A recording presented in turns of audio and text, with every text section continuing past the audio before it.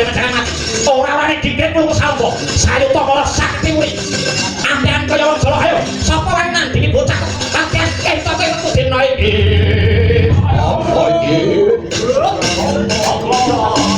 ana wong kok ayune kaya ngono soe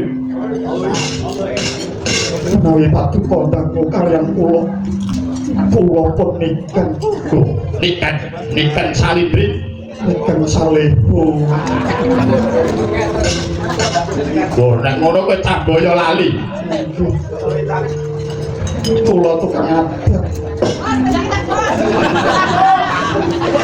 ora kowe iki niken inggih kula pun niken salibri kakek ayumu kaya ngono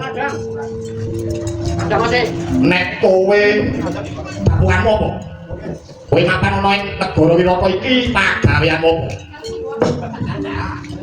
Inggih kula latih kaliyan Gusti Ayu Tari. Yen ngono kowe abdine Utari. Kasihan Prabu. Nanging kowe timbangane dadi abdi. Kowe apa gelem tak pek bojo? Yen kowe gelem tak pek bojo tegese kowe dadi bojone Patih. Sedhela maneh aku bakal dadi ratu ana ing praja Wirata kene kowe gelem ya dadi bojoku.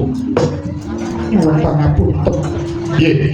Nyuwun pangapunten kula sampun gadah pacangan. Kowe wis duwe pacangan. Asih ya Prabu. Sapa? Candi. Nggih, nyuwun pangapunten.